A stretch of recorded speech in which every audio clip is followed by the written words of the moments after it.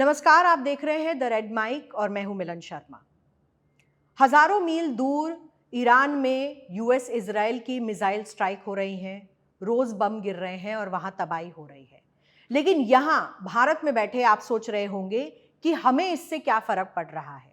भारत में शांति है, लोग अपने दिनचर्या में व्यस्त हैं, ऑफिस जा रहे हैं, वापस आ रहे हैं, बच्चे स्कूल जा रहे हैं, लोग अपना काम कर रहे हैं, इंडस्ट्रीज चल रही हैं, सब कुछ ठीक है।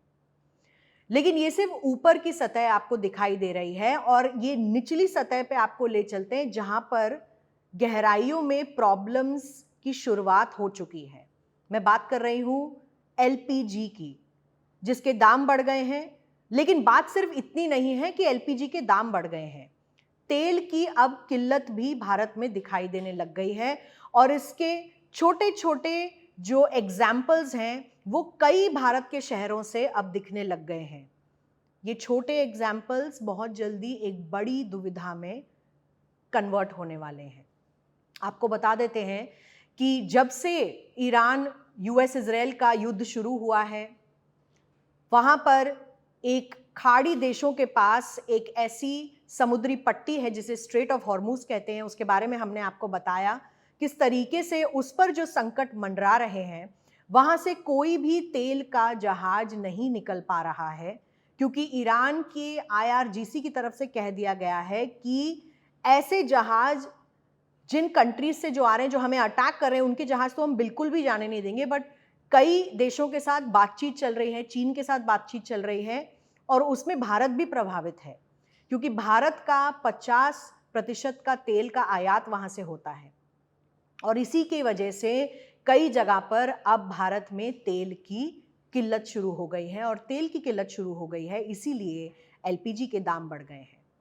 14 किलो का सिलेंडर 60 रुपए से महंगा, 19 किलो का सिलेंडर 115 रुपए से महंगा। बट बात सिर्फ महंगाई की नहीं है, कई जगहों पर आपको सिलेंडर में गैस भरवाने को ही नहीं मिल रहा है, राशनिंग चल रही है। और ये राशनिंग किस तरीके से हो रही है आपको इस बारे में बता देते हैं। भारत में अब गैस की राशनिंग इसलिए शुरू हो गई है क्योंकि भारत अपनी ऊर्जा सुरक्षा यानी कि एनर्जी सिक्योरिटी को मद्देनजर रखते हुए ये सारे कदम उठा रहा है। आपको बताएं कि भारत सरकार ने एक आपातकालीन ऑयल कंटिजेंसी प्लान पर काम शुरू कर दिया है और इस योजना में रूस से अधिक कच्चे तेल का आयात और घरेलू स्तर पर गैस की राशनिंग जैसे कड़े कदम शामिल हैं। एलपीजी के दाम बढ़ रहे हैं, एलपीजी से नेचुरल गैस यानी कि लिक्विफाइड पेट्रोलियम गैस भी प्रभावित हो रही है। ये कैसे हो रहा है आपको बता देते हैं।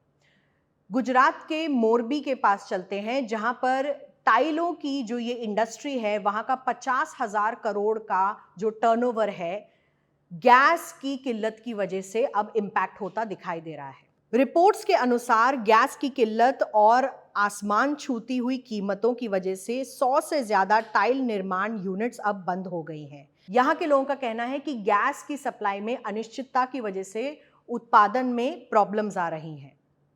सिरेमिक भट्टियों को एक बार ठंडा करने का मतलब है कि लाखों का नुकसान झेलना पड़ता है। हजारों श्रमिकों का जो व्यवसाय है, जो नौकरियों का अवसर है, वो भी कम होता जा रहा है, उस पर भी संकट मंडराते दिखाई दे रहे हैं। मोरबी से होने वाला निर्यात रुकने का मतलब है कि देश के विदेश मुद्रा भंडार में भी कमी आएगी।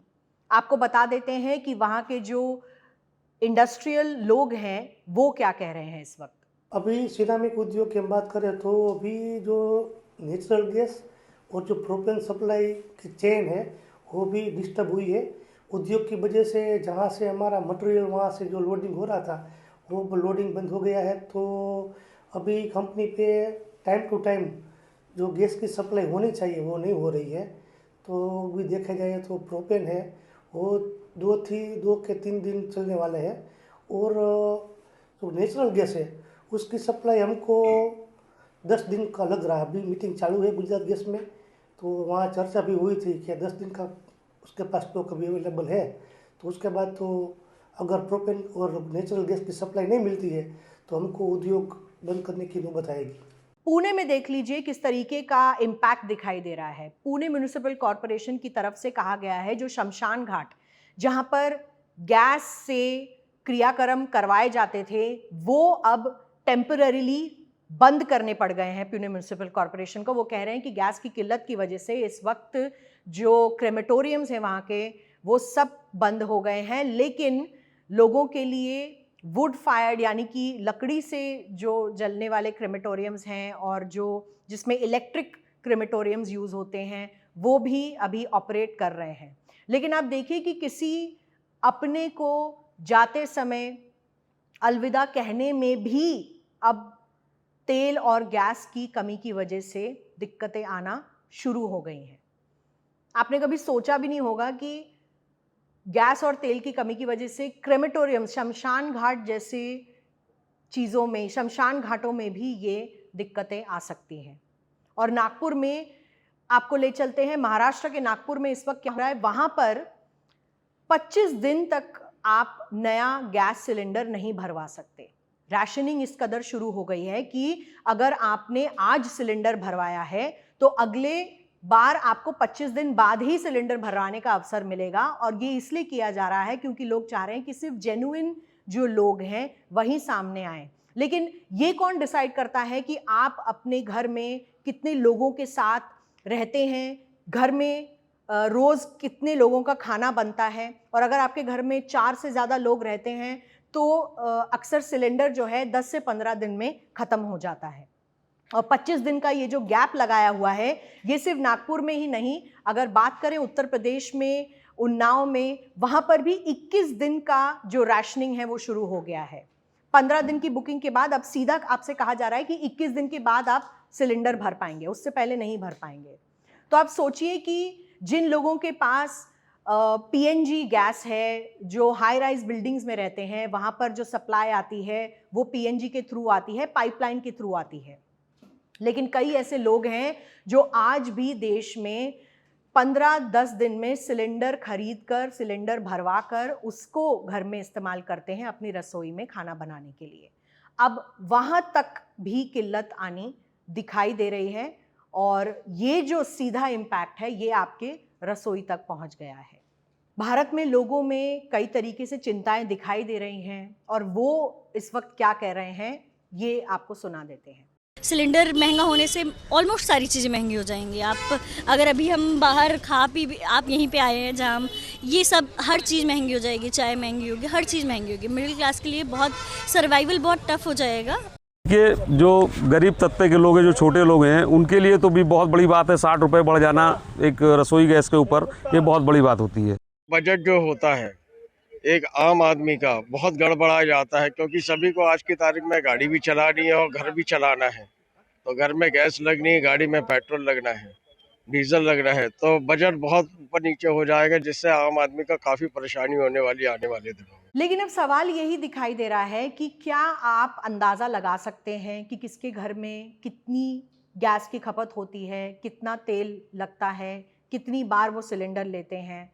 अब वो सब राशन करना पड़ेगा तो आपके घर में जितने लोग हैं उन्हें कम खाना मिलेगा। ये भी हो सकता है कि आपके घर में मेहमान आने वाले हों, आप उनको भी मना कर दें कि जी मत आइए, हमारे घर में तो सिलेंडर ही नहीं है, खाना ही नहीं बनेगा, गैस भरवानी पड़ेगी। ये सारी दिक्कतें अब आपको डायरेक्टली इम्पैक्ट करने वाली हैं और इसलिए युद्ध कभी भी किसी के लिए अच्छा नहीं होता है। उन देशों के लिए तो खासकर नहीं जहां पर युद्ध लड़ा जा रहा है, जिस सरजमी पर युद्ध लड़ा जा रहा है, लेकिन उन देशों के लिए भी जहां पर तेल इंपोर्ट होता है और भारत जैसे देश के लिए जहां पर तेल हमारे लिए बहुत बड़ी एक एनर्जी सिक्योरिटी इशू है।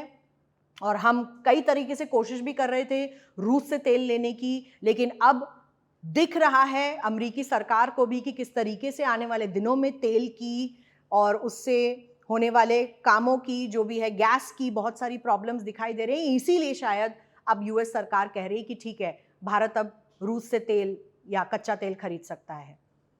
तो ये प्रॉब्लम्स दिखाई दे रही हैं, इसीलिए इस वक्त यूएस ने अपना जो मन है वो पलटा है, अपना मन चेंज किया है। वरना उनके दिमाग में कोई ऐसी भारत को मदद करने की कोई योजना नहीं है कि वो नहीं चाहते कि भारत की मदद हो। लेकिन आप देख रहे हैं कि अब हर देश की सरकार अपनी एनर्जी सिक्योरिटी को सुरक्षित रखना चाहती है, अपनी एनर्जी सिक्योरिटी पे काम करना चाह रही है, तो हो सकता है कि कई देशों को कम तेल मिले और कई देश जैसे कि भारत, वहाँ पर आम आदमी की दिक्कतें और ज़्यादा बढ़ती चली जाएं। आप देखते रहिए द रेड माइक।